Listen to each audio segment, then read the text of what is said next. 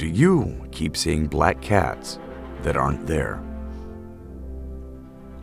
Diane had no clue why, but recently, probably once or twice a week for maybe the last month, she just randomly started seeing a black cat out of the corner of her eye that seems to just be gone when she looked where it was.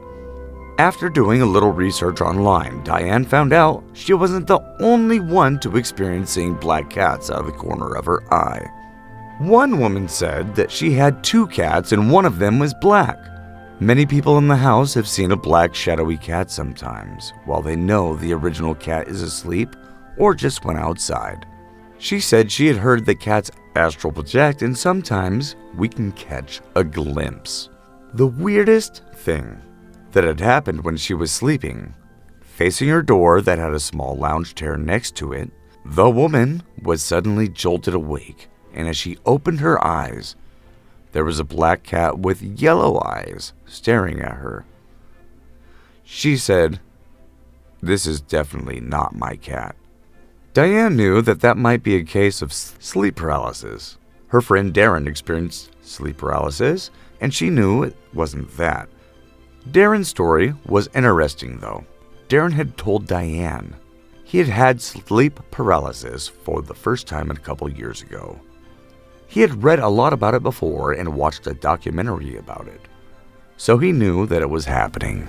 He didn't see any of the traditional sleep paralysis characteristics: Hat Man, Old Hag, Hooded Specters, etc. He saw a shadow version of his wife come into the room and stare at his face. A shadow figure that resembled his child, only older, was running around the room and jumping on all the furniture. Darren said it gave him the creeps to think about it now. Diane started looking up stories about the Hat Man. After thinking about Darren's experience, she found something that really scared her. Mike said he saw the Hat Man a lot when he was a kid, not even just during sleep paralysis. The Hat Man would come up and down the stairs at night, always at the same pace, and stare at him for minutes, but what felt like hours. The fear he felt was worse than any fear he'd ever felt in his life, and he still doesn't understand why. The Hat Man would come up and down the stairs at night, always at the same pace, and stare at him for minutes, but what felt like hours. The fear he felt was worse than any fear he'd ever felt in his life, and he still doesn't understand why. Mike said he had hallucinations before, and once had one he called the Flamingo Man, whose knees were bent backwards and walked in a very terrifying way. Mike said Flamingo Man's face and teeth were stained red and would tap on his window. Mike admits he had a lot of sleep paralysis, or what he believes to be hallucinations, but nothing's come of it. He's been on many meds and they say would help his hallucinations, but they say he doesn't have schizophrenia. Mike says he thankfully doesn't see that Hat Man or the Flamingo Man anymore. A number of religions, legends, and belief systems describe a shadowy spiritual being or supernatural entities such as shades of the underworld, and various shadowy creatures have long been the staple of folklore and ghost stories.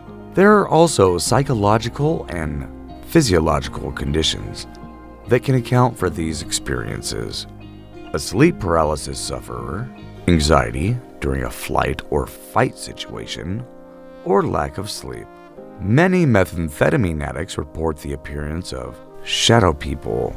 One interviewed said that you don't see shadow dogs or shadow birds or shadow cars. You see shadow people, standing in doorways, walking behind you, coming at you, on the sidewalk. Finally, visual hallucinations, such as those caused by schizophrenia and bipolar disorder, may appear to be shadowy figures at the edge of the peripheral vision. But sometimes, it seems like there is no scientific explanation for what we perceive. The fact is, this world is so much freakier than we know, and we love it.